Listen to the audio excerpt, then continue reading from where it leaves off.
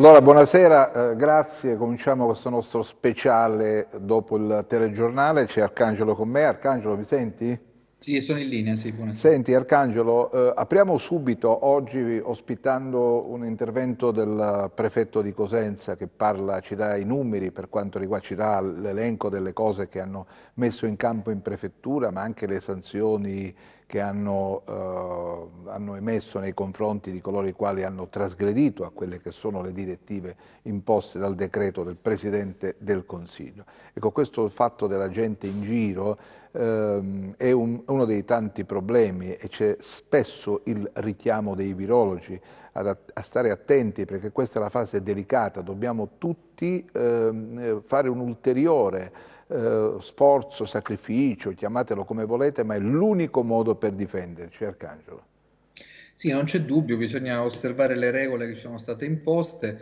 Nessuno vuole criminalizzare la popolazione, bisogna uscire per fare le cose indispensabili. Possono riguardare, non so, un percorso per rifornirsi della spesa settimanale oppure l'accesso ad una farmacia. Il resto dovrebbe essere molto contenuto perché appunto l'unica arma che abbiamo per difenderci dal virus è evitare il rapporto con gli altri, il possibile contagio. Le forze dell'ordine stanno operando, mi rendo pure conto che non è semplice perché in una situazione di nervosismo, di angoscia collettiva, insomma, sottoporre pure la gente a controlli stringenti può suscitare delle reazioni. Ecco, speriamo che tutto venga fatto, insomma, nei limiti, con il garbo necessario. So che i massimi vertici del nostro paese hanno raccomandato alle forze dell'ordine di agire con garbo, tocca ai cittadini essere responsabili. Tutto qua. Speriamo che ciascuno riesca ad esserlo e speriamo che questo incubo finisca presto, perché obiettivamente stare 3-4 settimane chiusi in Non è, casa, non non poter è- fare non è una nulla, cosa è molto semplice. difficile.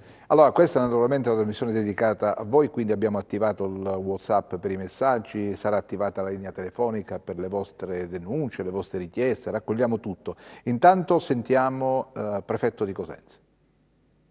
Allora, mi rivedete un'altra volta con un annuncio diverso perché questa volta diciamo, sarà una comunicazione più tecnica. Ringrazio le forze dell'ordine che stanno attuando i controlli sia sulle attività produttive che sul rispetto, diciamo, delle restrizioni per la popolazione, per le uscite, per la spesa, eccetera, eccetera. E ringrazio i calabresi che continuano, perlomeno sembra dai numeri che mi vengono riportati, a sopportare queste limitazioni. E faccio un annuncio: da Pasqua si prevede una Pasqua calda, una Pasqua col sole, e i numeri sì, sono in discesa, i numeri del contagio, però non ancora possiamo dire di starne fuori, e soprattutto se vogliamo che questa discesa si mantenga è necessario che continuiamo a restare a casa. Prendiamoci un po' di sole dal balcone. Io pure resterò qui e passerò una Pasqua molto solitaria, voi mi auguro possiate passarla con i vostri stretti familiari. Per passare invece a dati che sono un po' più tecnici, ma che ci devono illustrare ai calabresi che cosa sta facendo la prefettura e che cosa stanno facendo le forze dell'ordine. Voi sapete che le attività produttive possono essere consentite o meno. Noi abbiamo ricevuto da parte di attività che sono filiera, quindi nel senso che sono legate alle attività consentite, fino ad oggi 268 richieste comunicazioni, con le quali appunto si attesta che siano filiera. Abbiamo fatto fino ad oggi in istruttoria 62 comunicazioni, cioè stiamo aspettando, alcune le abbiamo già lavorate, di avere delle indicazioni, anche perché non sempre le comunicazioni sono semplici. Su queste 268 ne ho sospese 2 perché non rientravano tra le attività consentite. E poi abbiamo avuto anche delle autorizzazioni per diciamo delle attività che sono un po' più complesse, campo aerospaziale, difesa, impianti di rilevanza strategica nazionale. Però dobbiamo dire che fino adesso il lavoro della prefettura è stato veramente strenuo, lo devo dire, perché 268 comunicazioni sono abbastanza da visionare. E mi sembra che la provincia di Cosenza sia quella, diciamo, più attiva sotto il profilo delle attività. Questo poi oltretutto è già stato dato alle forze di polizia un indirizzo per controllare, perché in alcuni casi abbiamo dei dubbi se le attività siano filiere o meno. In altri casi andiamo a controllare che però vengano rispettate le prescrizioni che voi sapete da parte dei datori di lavoro e da parte dei lavoratori, quindi la distanza di 1 metro e mezzo e soprattutto l'adozione di questi famosi dispositivi di protezione individuale. Siamo in attesa degli esiti perché è iniziata da poco questa attività. Le forze dell'ordine poi voi le conoscete bene perché spesso venite fermati, no? Viene fermati la Polizia di Stato, i Carabinieri, la Polizia locale, eccetera. E so anche che l'approccio che le forze dell'ordine hanno avuto è stato un approccio soft i primi tempi, perché si poteva anche capire un attimo di disorientamento dei cittadini, ma adesso questo non può più essere tollerato, quindi veramente portatevi dietro l'autocertificazione, soprattutto uscite proprio per i casi di urgente necessità, per fare la spesa, vi torno a ripetere, non affolliamo i supermercati, non affolliamo gli esercizi commerciali, perché tanto dobbiamo pensare che i beneficiari di queste misure restrittive siamo noi, la nostra famiglia, i nostri figli. Vi voglio dire che dal 13 marzo fino al 6 di aprile sono state controllate 53.408 persone. Fino all'entrata in vigore, lo sapete, il 26 marzo del nuovo decreto legge del governo, 1265 persone sono state denunciate per l'articolo 650 del codice penale, che praticamente è una sanzione di carattere penale, una sanzione importante, eccetera. Però dal 26 marzo, quindi dal 26 marzo al 6 aprile, sono state sanzionate 715 persone. Sono state sanzionate perché? Perché non hanno rispettato quelle che sono le prescrizioni, cioè una giustificazione valida per l'uscita dalla propria abitazione, e poi ne sono state denunciate altre a un altro numero, 95, perché è vero che hanno fatto l'autodichiarazione, però praticamente non hanno reso delle dichiarazioni vere, quindi sono dichiarazioni false e quindi anche questo è sanzionabile penalmente. Si è continuato a controllare gli esercizi commerciali. Quindi esercizi commerciali dal, sempre dico, 13 marzo al 6 di aprile sono stati controllati 34.988 esercizi commerciali. E qui devo dire che i commercianti sono stati molto bravi, più dei cittadini, perché gli esercizi commerciali che sono stati denunciati per il 650 ne vedo solo 6. Quelli che invece hanno preso sanzioni amministrative solo 8. Bene, questo era l'elenco delle iniziative adottate dai corpi di polizia. Nella seconda parte della dichiarazione Sua Eccellenza Prefetto di Cosenza, naturalmente c'era l'augurio a tutti i cittadini dell'area di competenza della Prefettura perché possano trascorrere una Pasqua di serenità e di pace all'interno delle proprie case. Senti Arcangelo, ci sono subito delle domande. Intanto vogliono sapere se è vero, corrisponde a vera notizia secondo la quale ci sarebbero 11 pazienti contagiati in una casa di riposo in provincia di Cosenza. Io non ho riscontro, non do notizie di cui non ho un riscontro diretto preciso, quindi aspettiamo il bollettino delle 18, non quello della Regione, quello dell'ASP, per capire bene, come dire, come andare avanti. Abbiamo segnalato anche su Gazzetta del Sud alcuni casi un po' strani, speriamo che le cose vengano verificate fino in fondo.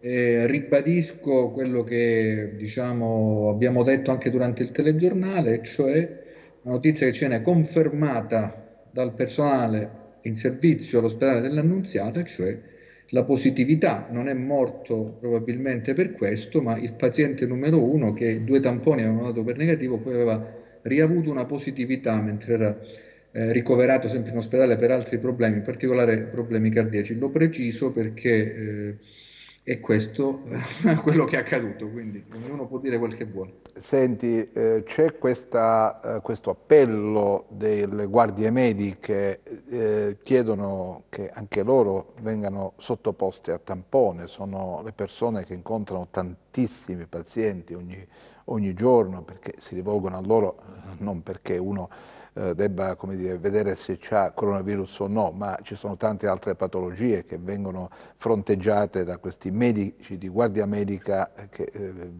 come pattugliano, seguono, attendono le istanze del territorio ore e ore, giorno e notte. Ecco, sarebbe giusto che anche per loro si procedesse alla verifica del tampone. E poi ancora c'è una bella notizia che voglio darvi, cioè c'è un accordo tra Poste Italiane e l'Arma dei Carabinieri.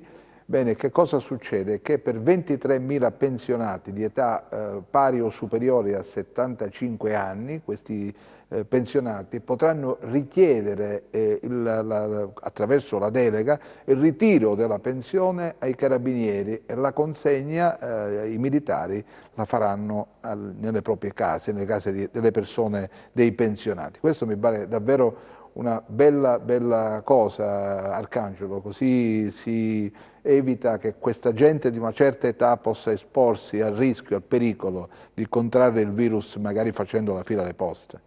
Non c'è dubbio, è una notizia bellissima questa e che davvero ci fa gioire perché i carabinieri aiutano questi anziani non solo per i rischi che hanno proprio uscendo da casa, facendo la fila alle poste, ma anche per il rischio di essere rapinati. Quindi davvero un'iniziativa encomiabile, come sempre l'Arma dei Carabinieri si dimostra al servizio del nostro paese, lo dicevamo anche in altre trasmissioni, in altri speciali che abbiamo fatto, il problema serio in questo momento, come dimostrano purtroppo le circostanze, cioè quello che è successo a Chiaravalle, quello che è successo a Melito, quello che è successo a Bocchigliero, quello che sta succedendo in qualche altra casa di cura, insomma, il problema in questo momento maggiore sono gli anziani, nel senso che sono loro la categoria a rischio, quindi bisogna aiutarli in tutti i modi e come si può, assolutamente. Quindi sono davvero felice di questo fatto come cittadino. Ecco. Beh, naturalmente dopo le parole del prefetto ci arrivano foto anche di zone della provincia dove si evincono molti cittadini per strada, c'è un traffico sostenuto. Adesso se la regia poi può scaricare la foto che ci è arrivata pochi istanti fa la possiamo vedere. Intanto c'è una telefonata, pronto? Pronto? Pronto? Mi sente? Pronto? È Cautalinea, va bene. Un altro argomento interessante è quello relativo all'effettuazione come dire, di esami diversi dal tampone per verificare se se è stata contratta l'infezione oppure no. Ma ancora sono tutta una serie come dire, di procedure che attendono di essere validate. Sì, abbiamo la telefonata, ne parliamo dopo. Pronto? Pronto, buonasera dottore Sabato. Buonasera, dove ci chiama? Non è Luigi da Cosenza, Prego. non volevo fare polemica, però sentiamo dire da 2 giorni la governatrice che ci sono forniture ferme alla dogana. Ora mi pare che questo caso sia solo specifico per la Calabria, non sento altre lamentele da altre parti d'Italia. Per chiarezza di informazione verso noi cittadini, non ci cambia la vita per carità, ma sapere qual è questo problema e dov'è l'errore, dov'è l'intoppo, sarebbe molto più chiara la cosa, anche per la credibilità stessa della governatrice. Beh, noi La ringrazio. Grazie a lei. Noi abbiamo cercato di saperne di più, ma non è facile perché c'è una sorta una giungla tra le varie, come dire, competenze, quindi ad arrivare proprio a determinare la questione vera, il problema vero, onestamente noi non ci siamo ancora riusciti. Arcangelo, tu ci sei riuscito a capire perché? No, non ce l'hanno spiegato, ma è chiaro che c'è un disagio istituzionale, quindi con una forma, diciamo, diplomatica, il presidente della regione, la Santelli, ha sottolineato questa cosa, affidando tra l'altro questa lamentela alle agenzie perché a Roma potessero leggerle.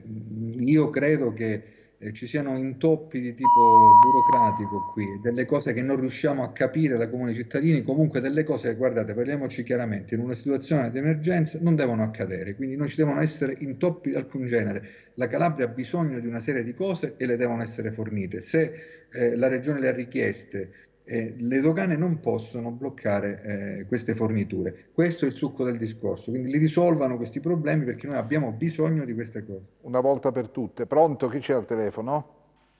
Pronto? Salve, Prego. pronto? Sì. Da dove chiami? Salve, sono Luca da Arende. Volevo fare più che altro complimenti comunque per ci date un po' di compagnia in questi momenti che sono difficili per noi, stare a casa da soli. Dobbiamo Aspettiamo metterci tutti insieme. la trasmissione del direttore per stare un po' in compagnia. Dobbiamo stare tutti insieme, dobbiamo vincerla insieme la battaglia, ognuno nella propria postazione. Ti seguo anche sui social, quindi sei una persona che si avvicina alla gente. Grazie, prego. Più che altro una curiosità. Sono passati quasi più di un mese da quando è arrivato questo coronavirus.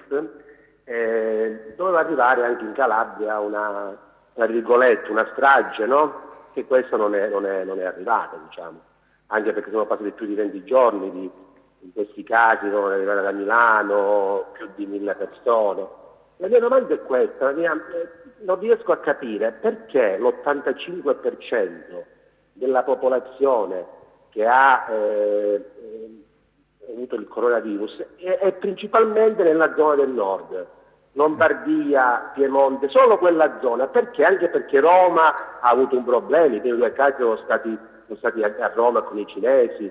Perché qui non arriva? Cioè, perché tutti lì e qua niente? No, facciamo gli scongiuri, da noi c'è anche il coronavirus. Forse al nord c'è qualcosa che all'inizio non ha funzionato bene, ci sono anche delle inchieste in corso, bisognerà capire, no Arcangelo? Bisogna vedere e verificare, perché stiamo parlando dell'area più attrezzata del nostro paese. Milano è la città più europea d'Italia, ha un sistema sanitario di livello, fatto di grande eccellenza, forse più nel settore privato che in quello pubblico, ma voglio dire, è di tutto rispetto. Se qualcosa non ha funzionato evidentemente verrà fuori, stia tranquillo, verrà fuori in queste prossime ore. È chiaro, per quanto riguarda la Calabria dobbiamo fare in modo che non ci siano numeri importanti, perché il nostro sistema non è attrezzatissimo, lo sappiamo tutti, quindi noi dobbiamo proteggere chi lavora negli ospedali, dobbiamo fare in modo che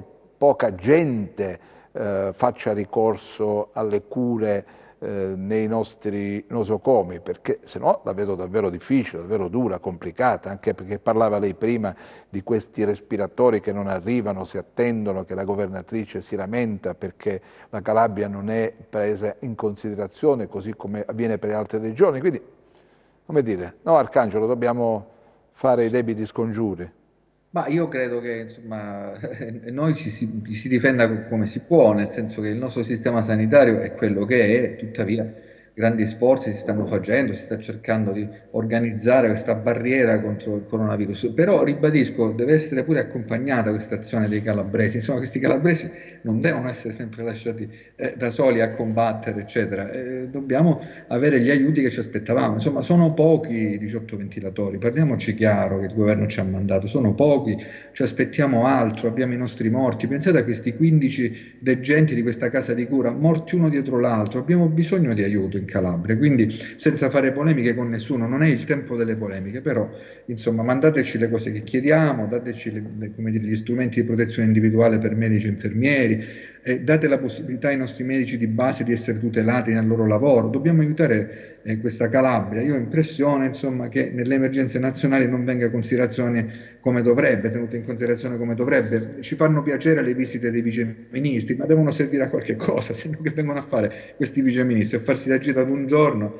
a fare dichiarazioni pubbliche, a non risolvere nessun problema. Noi abbiamo bisogno di alcune cose che ci devono essere date, penso. Io penso che la Calabria sta facendo più forse da sola sola, nel senso che i cittadini, le associazioni fanno raccolta fondi, regalano respiratori, donano respiratori negli ospedali, c'è un grande attivismo sul campo della solidarietà, questo ci inorgoglisce perché noi in realtà siamo fatti così, dobbiamo fare da noi, dobbiamo rimboccarci le maniche e non aspettare sempre che arrivi Godot a risolverci i problemi, dobbiamo fare quello che è nelle nostre possibilità e fino ad oggi come dire, il grande cuore dei calabresi sta facendo. Adesso ci aspettiamo che arrivino segnali da Roma, da Milano, da Torino, fate voi, la protezione civile deve garantire le stesse cose che mette a disposizione per le altre regioni, altrimenti diventa davvero dura. Pronto?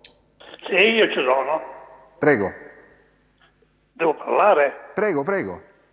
Con voi no, volevo segnalare solo una cosa.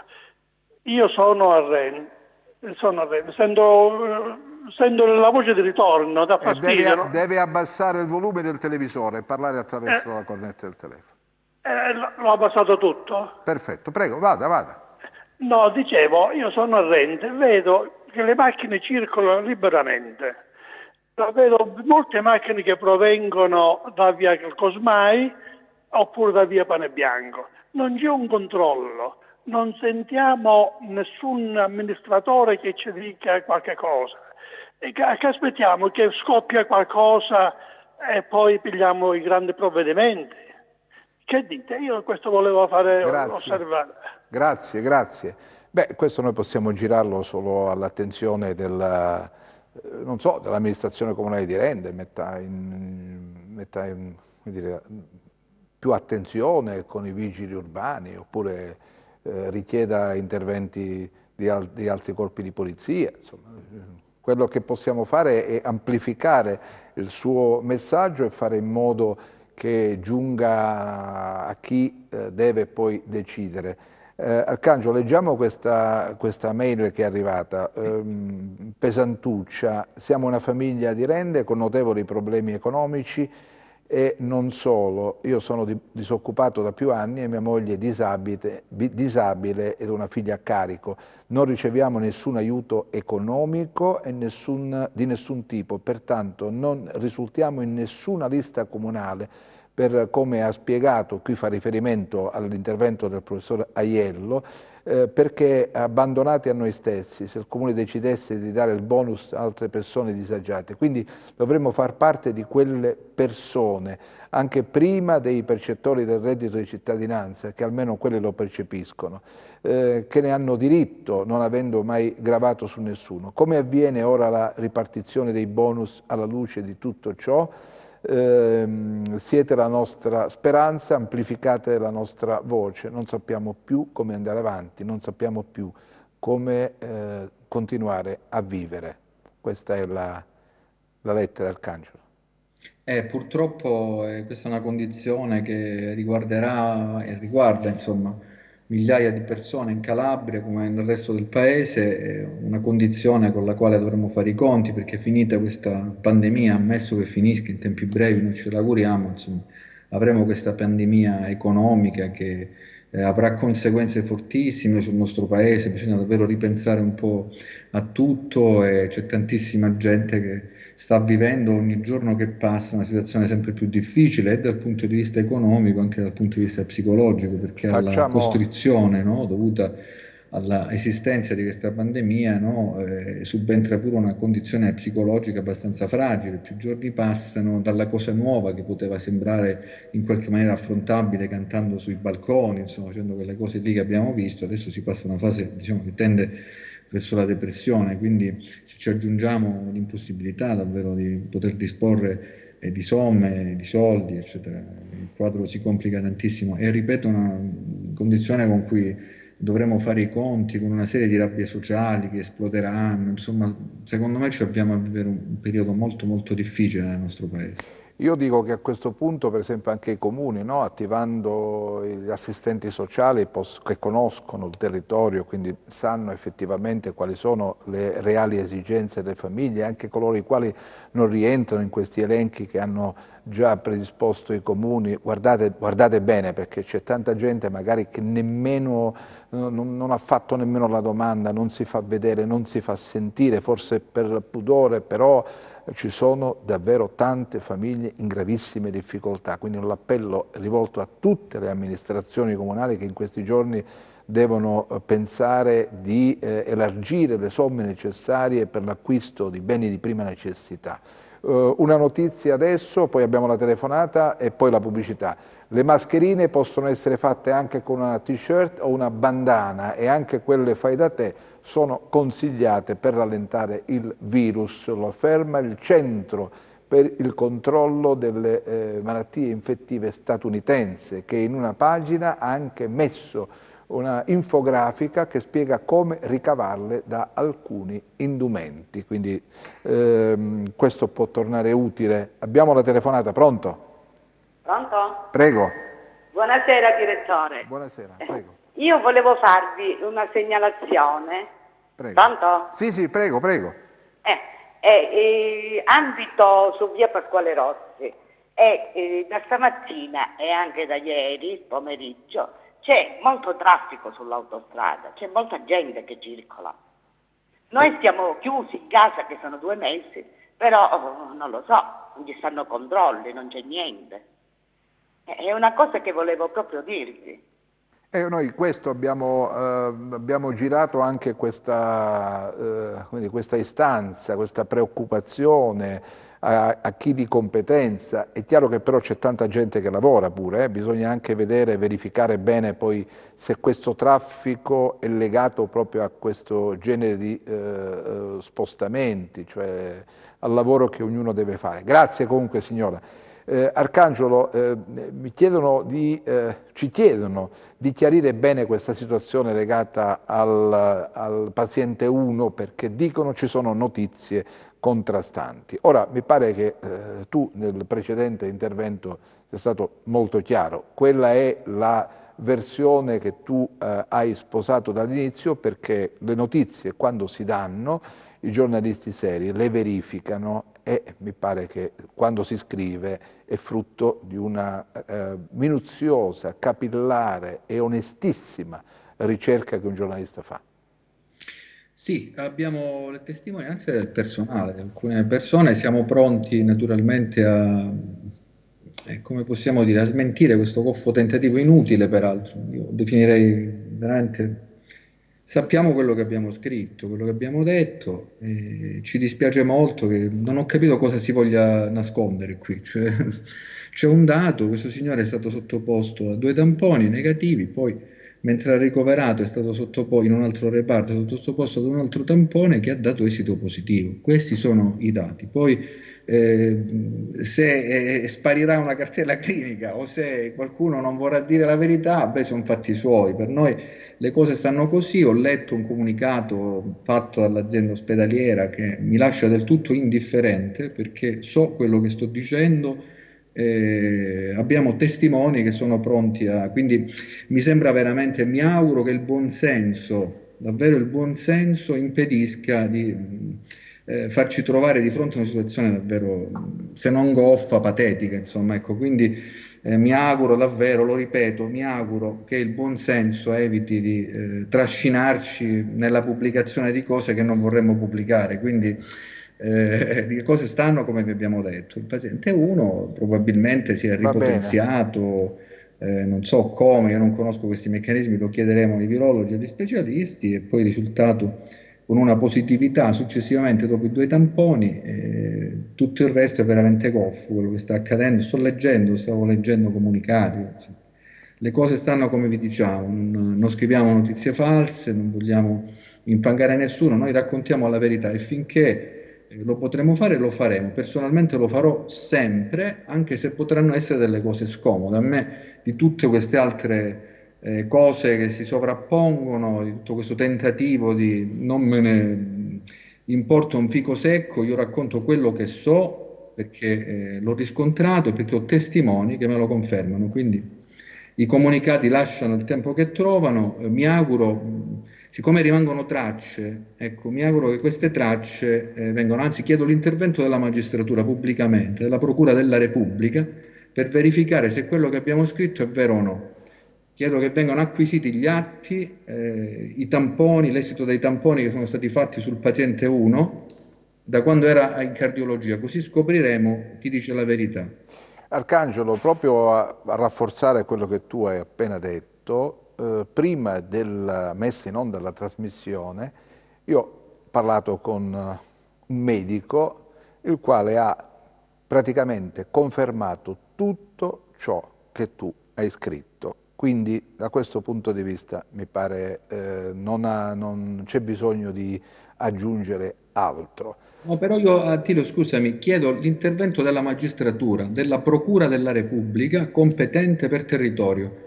Cioè devono essere acquisite le carte, deve essere dimostrato quello che noi abbiamo scritto perché è vero, devono essere presi a testimonianza i dipendenti, come dire, quelli che lavorano in quel reparto e deve essere acquisito il tampone, l'atto, diciamo, che è stato fatto, deve essere acquisito perché risulta.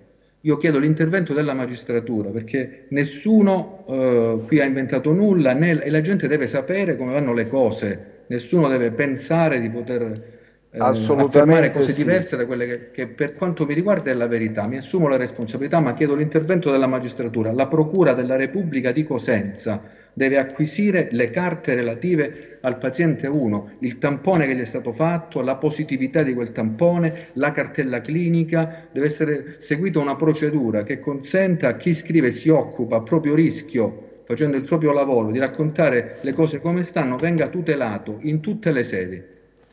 Bene, mandiamo la pubblicità, poi abbiamo una telefonata, ma giusto un passaggio. Un telespettatore ci scrive: ma perché siete morbidi verso Roma per la questione legata al materiale? Non è affatto vero. Noi abbiamo più volte lamentato un atteggiamento discriminatorio nei confronti della Calabria. L'abbiamo detto a chiare lettere, l'abbiamo sottolineato più volte. Questo non significa essere leggeri nell'indicare chi governa la situazione legata proprio alla distribuzione del materiale. No, noi l'abbiamo detto, l'abbiamo sottolineato, l'abbiamo ribadito ogni qualvolta l'argomento ha toccato questo punto, quindi non abbiamo problemi nell'affermarlo. Tutto ciò che accade, tutto ciò che di regolare viene fuori e di irregolare, noi lo denunceremo sempre. Ci fermiamo con la pubblicità tra poco.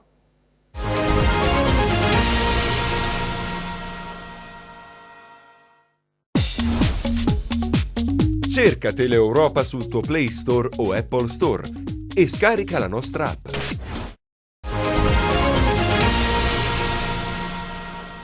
Eccoci tornati in diretta. Arcangelo, ti leggo questo messaggio che è arrivato adesso, lo leggo naturalmente ai nostri telespettatori. Ecco, buon pomeriggio, vi posso confermare quello che avete detto adesso in trasmissione, vale a dire che la nostra azienda ospedaliera, il riferimento è all'Annunziata di Cosenza, sta effettuando da sola, con molte difficoltà, con le poche risorse disponibili e con le donazioni, acquistando mascherine ed altri dispositivi e disinfettanti necessari nei nostri operatori sanitari. Quindi, come vedete, ciò che abbiamo detto prima trova riscontro. Arcangelo, mi senti? Sì? Sì, sono in linea, sì. Quindi, voglio dire, abbiamo detto realmente come stanno le cose, quindi non ci siamo né inventati nulla né tantomeno ci siamo tirati indietro nel dire le cose anche scomode. Non c'è niente, si sta facendo con proprie risorse, grazie alle donazioni, perché se non fosse attivo l'apparato della solidarietà, davvero i nostri medici, i nostri infermieri, il nostro personale sanitario avrebbe grandissime difficoltà a continuare ad operare. Ci chiedono, dovremmo avere adesso collegato in linea, ma tra un attimo ne parliamo, stavo chiedendo questo, ci chiedono come mai un giorno si arriva a più 8, un giorno si arriva a più 53, questo dipende quantità dei tamponi che si fanno e dall'orario di chiusura del report, perché mi pare di averlo già detto, il report della Protezione Civile va chiuso entro le 15, per cui poi va spedito e quindi serve al responsabile della Protezione Civile nazionale quando fa il report suo alle 18. Dalle 15 in poi, tutto ciò che accade dalle 15 in poi, cioè i tamponi, quindi rilevare altri casi di positività, va a finire nel report del giorno successivo. Questa è la situazione che si viene a determinare, no? Arcangelo, questa è quella che è E questa è la situazione, chiaramente, quindi a seconda di quanti tamponi vengono prima eseguiti e poi esaminati, i numeri cambiano, ma la sostanza rimane questa. Cioè, mi pare che il contagio sia diffuso, per fortuna non in maniera, come dire, preoccupante come in Lombardia, con effetti diversi, certo. I morti ci sono. Diciamo che anche i dati sulla mortalità sono molto collegati alle case di cura, cioè alla posizione purtroppo degli anziani, la categoria di cittadini più a rischio, quindi quello ha alzato moltissimo il numero dei decessi. Tuttavia, insomma, io continuerei a stare molto attento, insomma, e a consigliare alla gente grande prudenza. Non ci sono altri metodi per fermare il contagio se non mantenere la distanza sociale, rimanere a casa, insomma, e adoperare tutte le misure di protezione personale individuale che vengono consigliate. Bene, intanto arrivano sempre tanti messaggi, tantissimi, guardate, impressionante, è proprio legata al discorso che facevamo prima della solidarietà.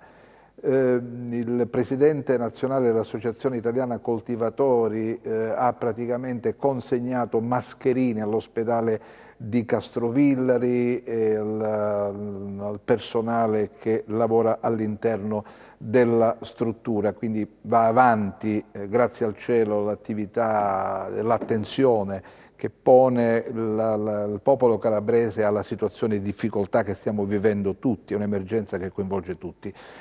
Parlavamo della necessità di fare... No, abbiamo la telefonata prima, sentiamola, pronto?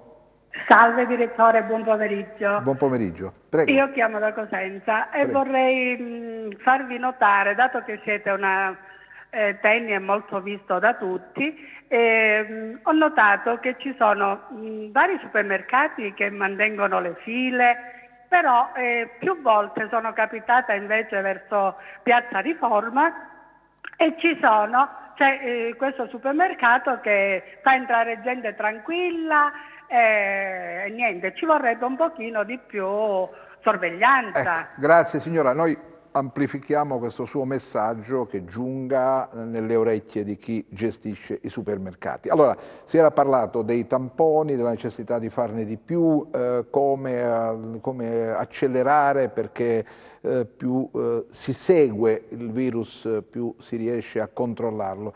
Noi abbiamo di nuovo allertato il professor Sebastiano Andò, che è qui con noi. Ci sente, professore? Intanto buongiorno.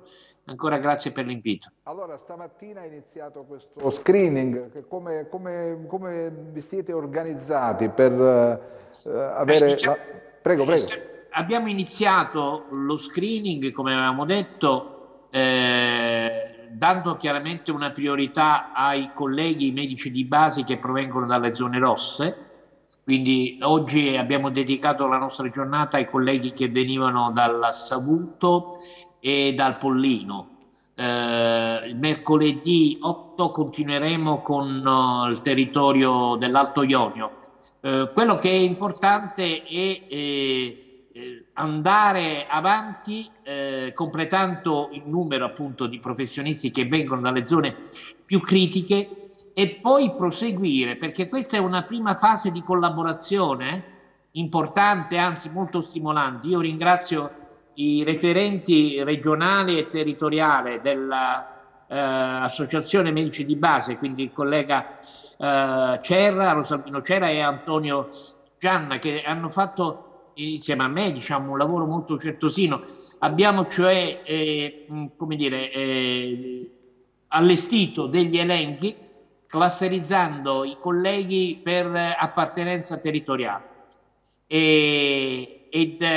Questa è una prima fase di lavoro comune che svilupperà una rete collaborativa che si avvarrà poi di una seconda fase più strutturata, e se mi consente direttore gliela voglio descrivere, cioè una fase importante in cui vorremmo mettere a punto, con l'apporto anche di altri dipartimenti, e in primo luogo con l'apporto dell'ICT dell'Ateneo, una piattaforma telematica che possa dare una tracciabilità territoriale dello stato di contagio nel Cosentino, soprattutto nelle settimane che verranno, e dopo una piattaforma telematica anche che destinata al videoconsulto per la gestione a livello domiciliare del paziente asintomatico e del paziente sintomatico.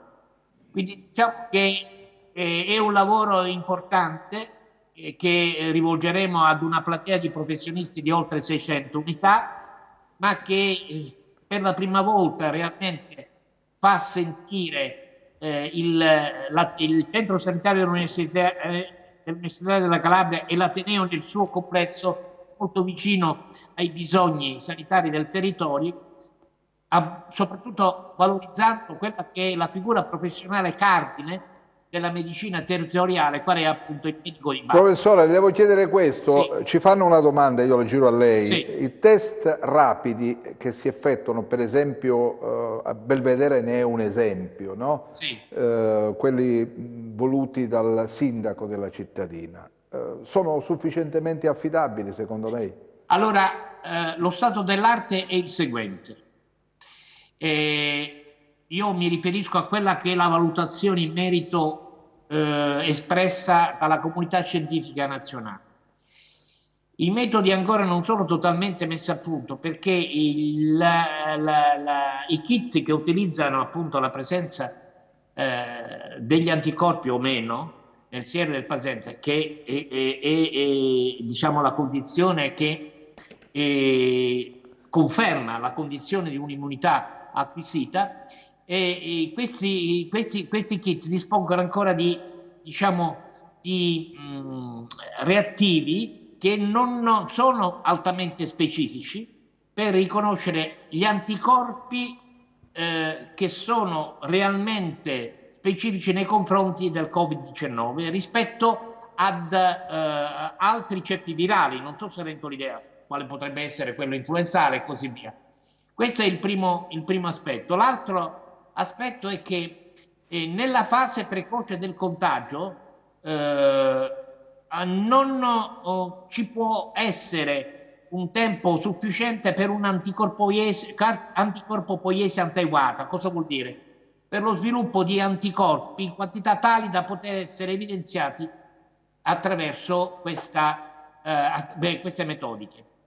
Il problema invece importante nei prossimi mesi è quello quindi di affinare queste metodiche in termini di specificità, e poi realmente, se la presenza del virus è esclusa con un tampone ripetuto a distanza di una settimana, mi segue, e se a questa negatività si associa una positività specifica di anticorpi nei confronti del virus, allora è chiaro che il paziente è acquisito la condizione di normalità, acquisito una condizione di immunità protettiva, e come tale può essere rimesso nei circuiti della vita relazionale produttiva. Ecco, questo è lo schema di fondo che ci farà orientare nel merito nelle prossime settimane. Grazie. Non so se sono stato chiaro. Grazie professore, so che lei ha un altro impegno, quindi la sua testimonianza è straordinariamente utile a questa trasmissione, perché ci ha detto che stamattina è iniziato questo nuovo percorso. E poi lo continueremo mercoledì, quindi ci possiamo sentire anche mercoledì e venerdì. Nel corso della settimana faremo anche il punto sulla situazione. Ecco. Grazie professore, grazie. Grazie a Arcangelo. voi. Arcangelo. Grazie.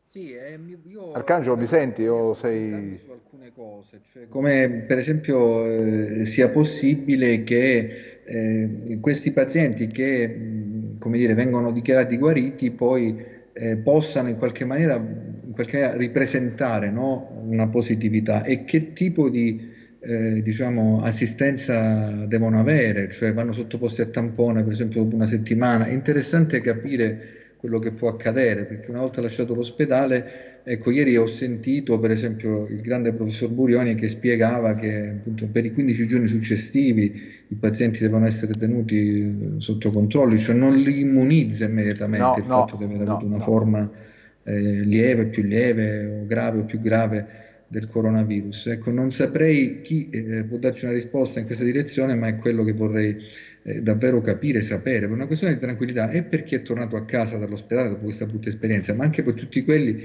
che gli stanno intorno, perché poi per capire come funziona questo sistema. Mi piacerebbe capire pure come vengono assistiti quelli che stanno in isolamento domiciliare, qual è il tipo con che frequenza, cioè sono tutti meccanismi che dovremmo capire proprio per sgombrare il campo, no, da una serie di dubbi legittimi che ciascuno di noi può in qualche maniera provare. Arcangelo, ma trattandosi di un virus nuovo, secondo me si apprende in corso d'opera, man mano si riesce a capire come funziona, quale risposta può dare, perché poi ci sono scuole di pensiero diverse, chi dice che l'immunità è garantita, chi invece dice che dura solo un arco temporale ben preciso, poi si ripresenta, ma non lo diamo per sicuro, per certo, perché stiamo cercando di attivarci in questo. È probabile che nei prossimi giorni avremo la possibilità di avere anche il professor Burioni qui nella nostra trasmissione, come già altri esperti abbiamo avuto l'onore di ospitare. Abbiamo una telefonata, pronto? Pronto? Prego. Salve, buonasera. Allora, io voglio dire, abito a via Silvio Pellico. Ieri era tutto chiuso, no? Che si vedevano persone con le bici, passeggiare in comunella, macchine camminare.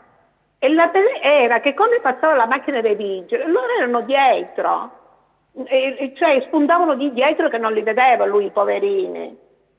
Però di festa, chiuso tutto, non è una cosa bella. Mio marito col diabete, con 70 metri quadri, camminiamo in casa.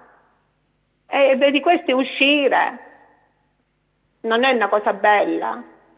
Va bene, grazie signora, abbiamo ospitato, che aggiungere altro su questo, Arcangelo? Noi possiamo solo, come dire, dar voce alle istanze dei cittadini, poi è chi gestisce, chi deve predisporre i servizi che deve attivarsi, non noi.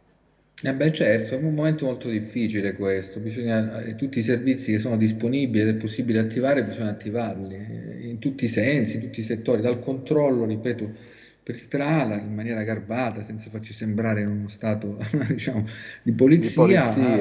All'aiuto che deve essere dato a chi sta da solo, a chi ha difficoltà motorie, cioè ci sono una serie di problematiche e chi è anche in difficoltà economica, perché dobbiamo sempre pensare, lo dicevamo prima, lo ripetiamo ancora una volta, questa pandemia sarà anche una pandemia economica, anzi lo è già, quindi ci avviamo a vivere dei mesi molto difficili al momento della ripresa e non saranno difficoltà magari che riguarderà le categorie, quelle che stanno meglio, no? Di cittadini che hanno già qualcosa da parte, che non so, grandi gruppi alle spalle, eccetera. No, saranno momenti difficilissimi per quelli che invece hanno sempre vissuto alla giornata, nel senso lavorando come possono, aprendo piccole aziende, piccoli bar, eccetera. Quindi l'assistenza deve essere triplicata. Anche in questo mi auguro che sia uno sforzo organizzativo, oltre che economico, che in questo momento ancora io non vedo, devo dirvi la verità. Questo grande sforzo non lo vedo, anche perché è difficile poi mettere in piedi una macchina se non si può uscire da casa, cioè bisogna pure poter contare su delle persone che facciano alcune cose. In questo momento io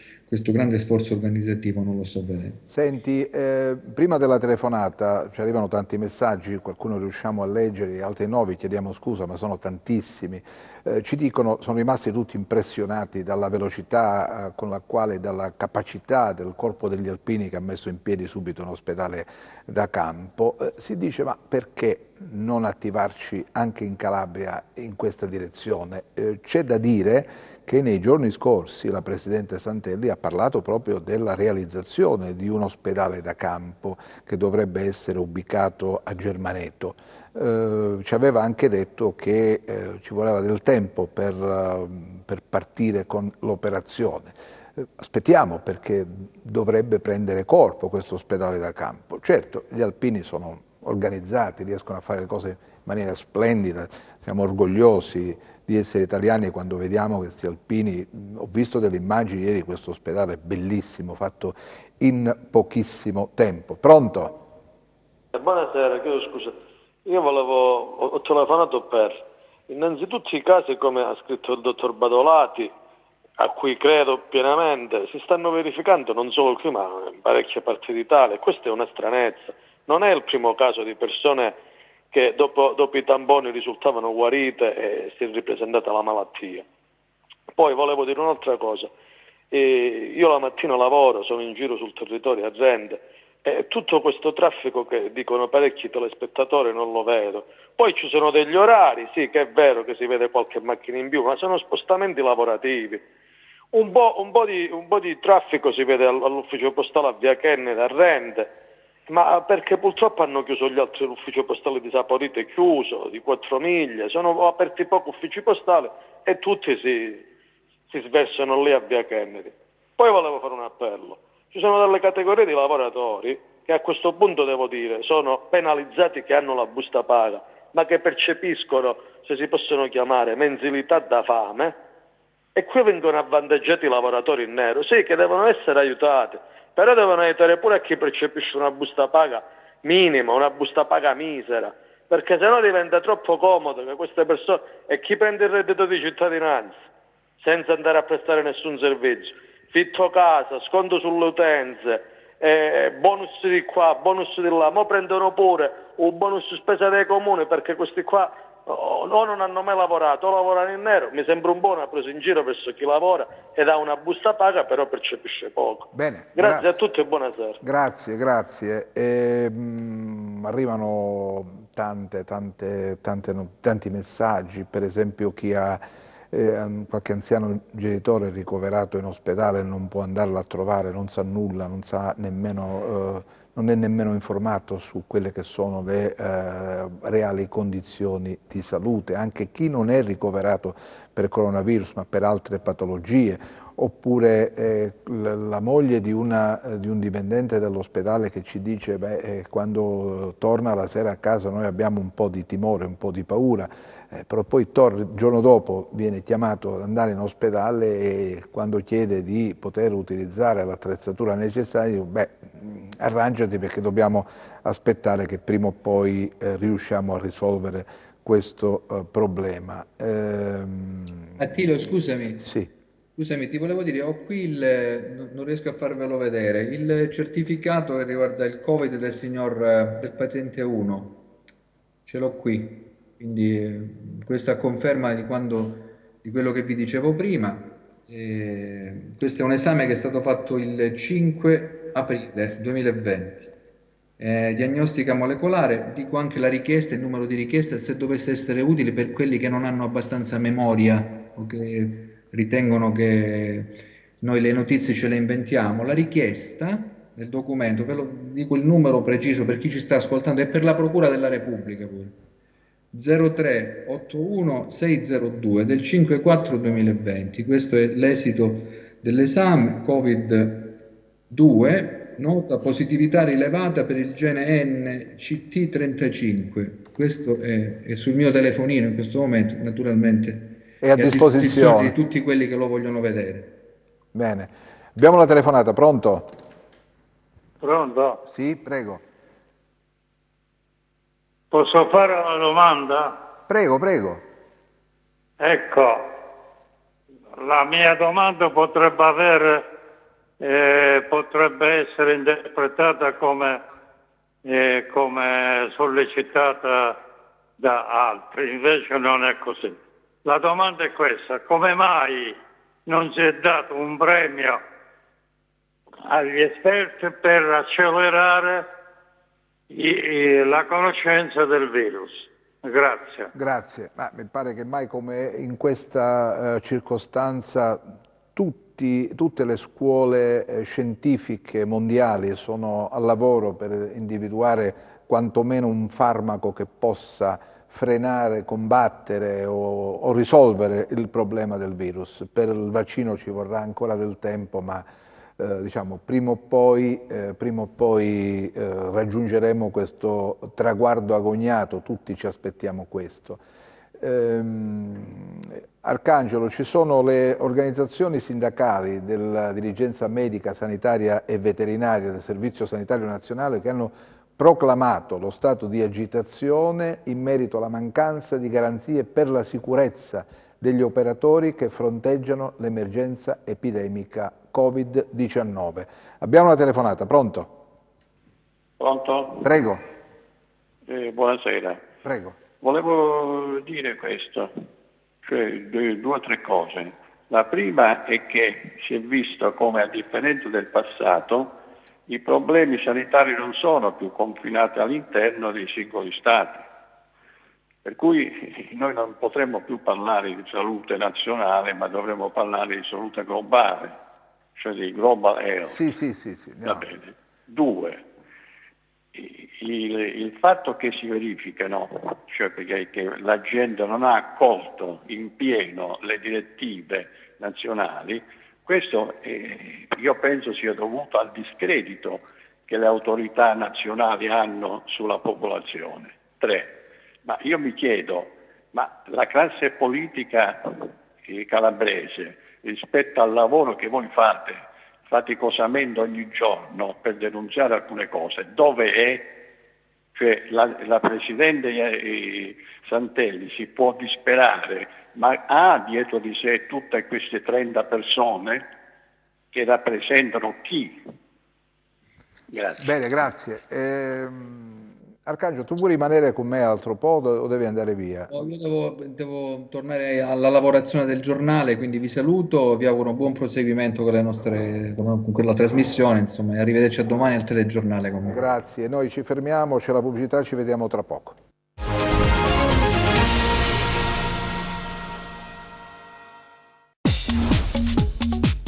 Cerca Teleeuropa sul tuo Play Store o Apple Store e scarica la nostra app.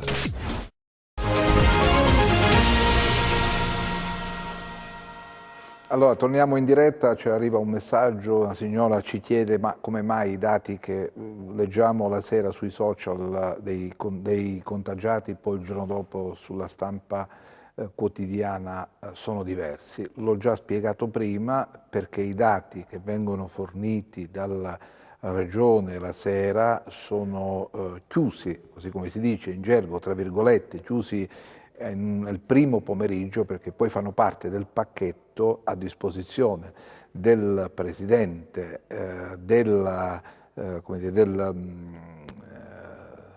Protezione Civile Nazionale nel momento in cui alle 18 legge il bollettino che fa riferimento a tutti i casi rilevati in tutto il Paese.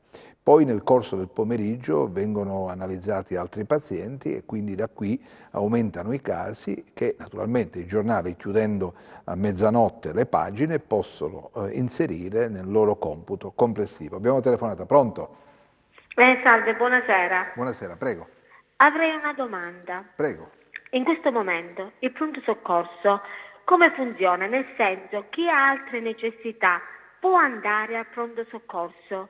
Sì, può andare perché hanno preparato dei percorsi alternativi, perché chi viene che è sospetto di aver contratto l'infezione passa attraverso il pre-triage, che è la tenda che sta ubicata nei pressi del pronto soccorso.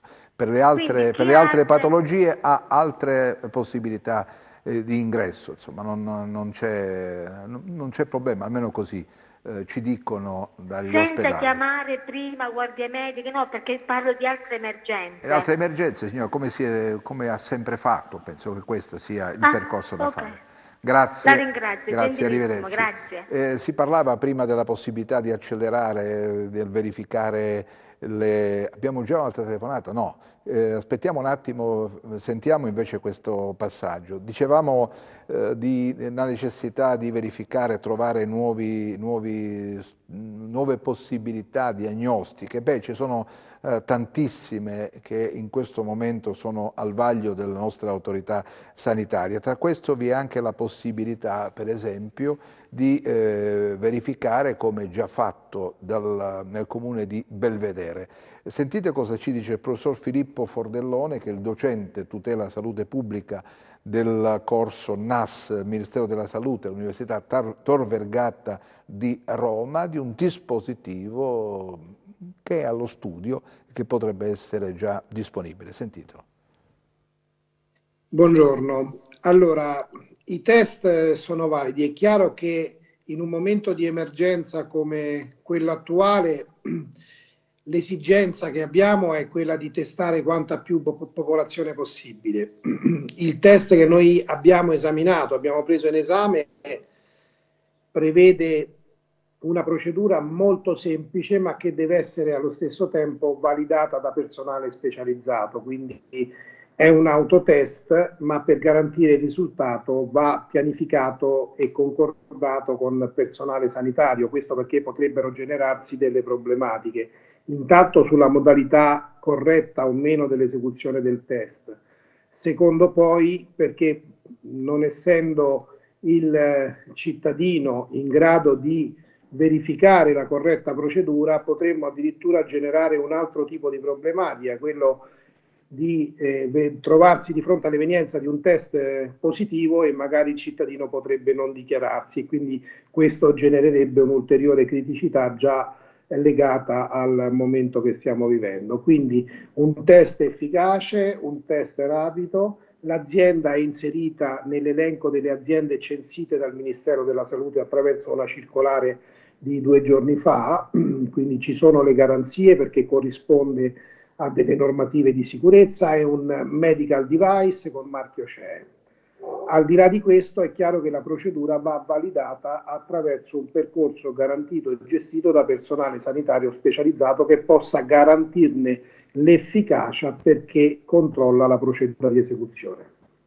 Cosa consiste, Presidente? Che cosa consiste? Allora, in realtà nella confezione noi abbiamo 2 stringhe, per ogni paziente c'è questo sacchettino monouso. Nella prima stringa noi non facciamo altro attraverso il polpastrello, quindi prelevando un piccolo campione di sangue capillare, di metterlo sul lettore e aspettare i tempi indicati per averne l'efficacia e la validità e leggere nel giro di 11-12 minuti se negativo o positivo. Nello stesso kit c'è un'altra stringa che può essere utilizzata o per un controllo a distanza, ad esempio a distanza di 10 o 15 giorni, o nel caso la prima stringa risulti positiva e quindi avvalorare di più diciamo il risultato ottenuto, si fa un piccolo prelievo venoso, ecco perché è importante avere del personale specializzato, e si va a dare conferma alla positività ottenuta in precedenza. Questo in pratica anche fa il paio con quello che si sta verificando invece, che ha messo in atto attraverso screening di massa il sindaco di Belvedere Marittimo. Abbiamo l'altra telefonata, se no possiamo andare avanti con un'altra, perché arrivano delle notizie, mandano messaggi relativi a sospetti casi di coronavirus, ma l'onestà intellettuale e il rigore giornalistico mi impedisce di dare comunicazione di questo tipo. Le cose vanno accertate, vanno verificate dal personale medico sanitario. Solo nel momento in cui verrà acclarato si tratta di coronavirus, allora finisce nell'elenco delle positività riscontrate nel corso della giornata. Prima non è possibile, non me la sento di fare questa cosa. Pronto? Pronto, buon pomeriggio. Buon pomeriggio, prego. Volevo fare un attimino solo, mi scusi, una domanda al giornalista della Gazzetta, però purtroppo non è in collegamento. È andato via. Sì, non è in collegamento. Non è in collegamento. Cioè l'altro giorno, sabato e venerdì, lui ha detto che c'era un'ammalata del Tirreno Cosentino di una clinica del Tirreno. Deve però, scusi, siccome è stato lui a parlarne, mi pare giusto che quando sarà in collegamento con noi, vale a dire mercoledì, lei ritelefona e si confronta direttamente. Invece con lei volevo farle questa domanda. Prego. Dunque, si è parlato molto di questi morti al nord, però io volevo sapere da lei se è a conoscenza che noi hanno fatto un'analisi dal 2015 al 2019, le morti che risultano al nord sono solo raddoppiate. Quindi tutto questo disastro io vorrei vederlo in seguito dettagliatamente come è successo. Ha perfettamente ragione, perché va fatta un'indagine completa, perché non sappiamo poco di quanto è accaduto al nord, l'efficientismo del nord. Le volevo dire se lei è a conoscenza che noi ogni anno nella zona del nord abbiamo quasi 3,5 milioni di polmoniti. Sì. Questa è un'altra analisi fatta, e che muoiono al periodo che va da novembre a marzo dai 10 ai 12.000 alle 12.000 persone. Questo è stato testato in Italia con il 70% che avviene in quella zona. E l'altro è sull'influenza normale, che abbiamo quasi 5 milioni di casi, di cui ci sono pure da 4.000 a 8.000 morti. Quindi questo deve essere verificato, perché assolutamente, se no così sono d'accordo, sono d'accordo con lei. Così sembra una strage. Sono d'accordo con lei, perché vanno viste le cartelle cliniche delle persone decedute e solo allora potremo capire che cosa è accaduto nell'efficientissimo nord, perché forse qualcosa di non corretto, magari in buona fede, è stato compiuto quando agli inizi si è palesata questa possibile epidemia. Ma ci sarà tempo per analizzarlo. Adesso la cosa, guardi, glielo dico, la cosa che preme di più a me, penso a tutti quanti noi, è di uscire da questo incubo. Poi ci sarà tutto il tempo per capire che cosa è accaduto. Il tempo delle analisi, abbiamo di che parlarne il dopo. Adesso bisogna trovare subito qualcosa che ci liberi da questo mostro che ci sta rendendo la vita impossibile. Grazie. E poi naturalmente la mia grande solidarietà a tutti i familiari che hanno delle persone decedute che rimangono, come dire, come posso dire, una piaga che va scritta alla nostra storia, alla nostra civiltà, al nostro modo di proteggere le persone, specialmente quelle indifese, quelle che hanno vissuto sulla propria pelle situazioni di grandissima difficoltà. Abbiamo una telefonata, pronto? Sì, pronto. Prego. Buonasera, posso? Prego. Sente, io volevo capire e chiedere una certa informazione. Ieri sera verso mezzanotte ho ascoltato una trasmissione dove che si parla di quarantena, però la quarantena sarebbe 14-15 giorni. Invece ieri sera è stato fatto un test il primo giorno, il secondo giorno e dopo è stato fatto un test dopo 30 giorni, al 30° giorno, ed era sempre positivo. Quindi cosa significa quarantena? Bisogna spostarlo entro 30 giorni o vanno sempre i 15 giorni? Questa è la prima cosa. La seconda cosa, si parla giustamente di aiutare, eccetera, eccetera, ma non parlano mai dell'ufficio delle entrate che deve fare un sacco di rimborsi IRPEF del 2018 e forse anche del 2017 per le persone che hanno preso una somma superiore di IRPEF, e quindi ci sono delle domande di rimborsi IRPEF all'ufficio delle entrate, ma ancora non sono state fatte. Questo, grazie. Grazie. Per quanto riguarda la quarantena, dicevamo prima che trattandosi di un virus di cui non si conosce nulla praticamente o quasi, si sta cercando di apprendere le cose man mano che si ha la possibilità di studiarne gli effetti. Forse la quarantena standard stabilita, quella dei 14 giorni, in alcuni casi non è servita, perché anche a distanza di 20 giorni poi si è scoperta la positività del paziente. Quindi non lo so, questo dipende da come si evolverà la situazione e da come si muoveranno gli studi per conoscere e capire come effettivamente agisce questo maledetto virus. Abbiamo una telefonata, poi devo mandare un pezzo. Pronto? Sì, salve. Prego. Direttore. Buonasera. Non la sento più. Sì, c'è un ritardo. Deve abbassare l'audio. Sì, l'ho abbassato al minimo. Adesso la sento, prego. Sì, ci siamo sentiti circa un mese fa, non so, era in diretta con il dottor Borselli e il dottor Diciani, non so se si ricorda, sì. Un mese fa, vabbè, non si ricorderà, avrà avuto tante telefonate. E io all'epoca manifestavo la mia perplessità sul fatto che da una parte veniva detto che non c'era da preoccuparsi e dall'altra invece all'epoca la Presidente Santelli invitava chi scendeva dalle regioni del nord a evitare questa cosa o in linea di massima sappiamo tutti come è andata a finire. Allora le chiedo una cosa, che sembra in questa fase una sciocchezza che però a mio modo di vedere non lo è. Si è già partiti nelle regioni del nord, Lombardia e Toscana nello specifico, a dare un obbligo per le mascherine, per le uscite fuori di casa. E già qua c'è un primo problema, perché uno è il modo di cercare di recuperarle queste mascherine che non ce ne sono, e l'altro sul costo per la collettività, perché c'è una cosa che un comune dovrebbero acquistarle i comuni e distribuirle ai cittadini.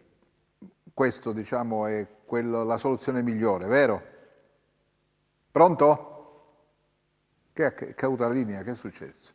No, adesso ci siamo. E poi un'altra cosa, mi va bene questa, diciamo, ma nessuno ha pensato a una cosa che sembra sciocca, ma da qua a 20 giorni questo problema che nessuno dice, alcuni governatori dicono se non c'è la mascherina copriamoci con la sciarpa. Il 1° maggio con la sciarpa? Ha ragione, ha perfettamente ragione. Speriamo però di essere fuori il 1° maggio, speriamo di vivere un periodo un po' più sollevati, no? Speriamo di aver abbandonato questo. Speriamo che domani o dopodomani. La saluto e la ringrazio. Sembra una cosa che fa ridere così su due piedi, ma non c'è poco da ridere. Guardi, non ho riso per quello che lei. Ho associato il caldo del mese di maggio con la sciarpa in faccia. Per questo un minimo di sorriso accennato. Va bene? Grazie. Adesso abbiamo, lo possiamo sentire un attimo? Sì, abbiamo il sindaco di Reggio Calabria, poi volevo sentire l'amico Filippo Veltri che ha fatto un pezzo che riguarda la nostra sanità. Andiamo con il sindaco di Reggio Calabria. Molti di voi ieri, anche nelle prime ore di questa mattina, mi hanno scritto chiedendomi lumi e chiedendomi informazioni rispetto a questi dati discordanti che si sono diffusi ieri fra Protezione Civile, Grande Ospedale Metropolitano e ASP.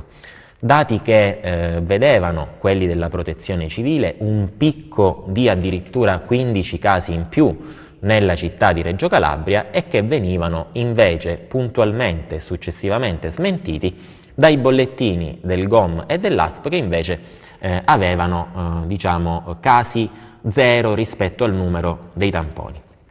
Io questa mattina, per sincerarmi nella situazione, ho sentito sia il direttore dell'ASP, il dottore Brai, sia il direttore del Grande Ospedale Metropolitano, il dottore Araniti, che mi confermavano che rispetto al numero dei tamponi che hanno fatto e fra ASP, grande ospedale metropolitano, abbiamo fatto oltre 210 tamponi, 220 tamponi solo nella giornata di ieri, solo a Reggio Calabria, mi confermavano il dato di 0 nuovi contagiati. È una notizia molto bella, è una notizia molto importante, è una notizia molto positiva, ma soprattutto è una notizia che è confermata. E allora però io a questo punto chiedo chiarezza alla protezione civile regionale, perché non si può gettare nel panico, nello sconforto per diverse ore un intero popolo che legge la notizia della giornata con il picco massimo dei contagi da quando è iniziata la pandemia, e poi vede che questa notizia viene puntualmente smentita da quelli che sono i dati raccolti sul territorio reggino.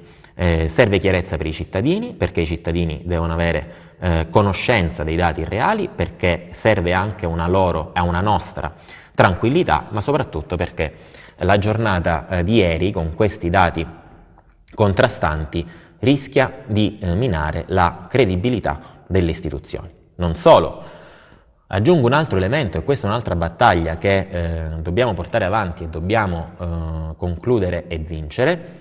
Non ci basta sapere soltanto il numero dei nuovi contagiati, qualora ce ne fossero, e il nostro auspicio è che si continui naturalmente a avere dati come quelli della giornata di ieri. Noi abbiamo bisogno di capire in quali comuni risiedono questi nuovi contagiati, perché un dato, faccio un esempio, di 10 nuovi contagi nella città di Reggio Calabria potrebbe significare tutto, ma potrebbe significare nulla. 10 contagiati in un solo comune hanno un effetto, potrebbero essere sintomatici di un rischio focolaio. 10 contagi distribuiti nei 97 comuni della città metropolitana di Reggio Calabria sono evidentemente un dato prossimo allo zero. Quindi non ci basta più sapere quanti sono, ma anche come sono dislocati nei vari comuni della città metropolitana, peraltro come avviene anche nelle altre regioni. Accanto a questo, sapere se questi tamponi sono stati effettuati a quali persone, a quali categorie di persone, se di sesso maschile, di sesso femminile, in che età. Sappiamo benissimo che il coronavirus colpisce purtroppo soprattutto noi maschietti, e quindi dobbiamo sapere a chi vengono effettuate questi tamponi, perché se faccio un esempio, su 200 tamponi 150 sono uomini, allora avere 0 positivi è effettivamente un dato che ha una valenza diversa rispetto ad altro tipo di numeri. Quindi sapere in quali città, in quali comuni sono collocati, e soprattutto a quali persone vengono fatte, di che sesso e di che età. Bene, ci scrivono dicendo: ma noi scriviamo ma non ci fate vedere i messaggi. Allora, lo abbiamo già spiegato diverse volte, il sistema non sopporta più di una frase, oltre la frase non può caricarle. Quindi ci sono messaggi di 3, 4, 5 pagine, diventa difficile davvero, il sistema non li trascrive. Quindi vi prego, una sola frase, così almeno passa quello che volete dire e viene evidenziato dal nostro sistema di messaggistica elettronica. Quindi vi prego, una sola frase va benissimo. Se ci atteniamo a questo, usciranno tutti i messaggi, qualsiasi tipo di messaggio voi inviate al nostro numero di WhatsApp. Siamo proprio in chiusura, non abbiamo più tempo a disposizione. Vi ringrazio per essere stati con noi. Lo speciale torna mercoledì. Mercoledì avremo altre cose da farvi vedere, sperando che la situazione sia migliore e che la Calabria possa registrare, che so io, 0 nuovi contagi. È un auspicio. Vi lascio con questo pezzo del collega Filippo Veltri che fa riferimento al sistema sanitario. Settimana di Pasqua che è partita all'insegna di dati che sono un po' ondeggianti, ma che potrebbero indurre ad un minimo di ottimismo se sempre verranno rispettate le consegne che ci sono state fatte. Ma la riflessione che sta emergendo in queste ore a guardare quello che avviene da noi, ma anche quello che avviene in altre parti d'Italia, che si può tranquillamente affermare che la legittimazione del potere centrale, del governo, a prescindere da chi oggi c'è e da chi domani potrà non esserci, è cresciuta, mentre quella delle competenze regionali ne esce, come dire, più ammaccata, ne esce anche più non condivisa, e questo anche nelle realtà che per la verità si credevano più forti, più avanzate, come ad esempio la tanto osannata Lombardia. Si è evidenziato che per essere protagonisti, per stare in televisione, sui social, assumere le decisioni fondamentali per la vita di noi cittadini, non è sufficiente tutto questo per trasformare dei leader locali in leader nazionali, e questo è quello che sta emergendo in queste ore. Accanto a questo c'è il grande problema che noi abbiamo e che era stato al centro delle discussioni politiche, come tutti quanti voi ricorderete, quello dell'autonomia differenziata, e di ogni che combinazione coinvolge le 3 regioni più interessate, Lombardia, Veneto ed Emilia Romagna, anche se quest'ultime in forme diverse, che sostanzialmente ne esce delegittimata. Cioè proprio le regioni che hanno rappresentato nei mesi scorsi le istanze più radicali, alla prova del coronavirus, si sono dimostrate non pronte. Quelle che invocavano la secessione, come la Lombardia ed il Veneto, soprattutto la prima, ne escono abbastanza malconce, senza avere meritato il titolo di essere più efficienti dello Stato centrale, che pure ha mostrato tanti limiti in questa vicenda.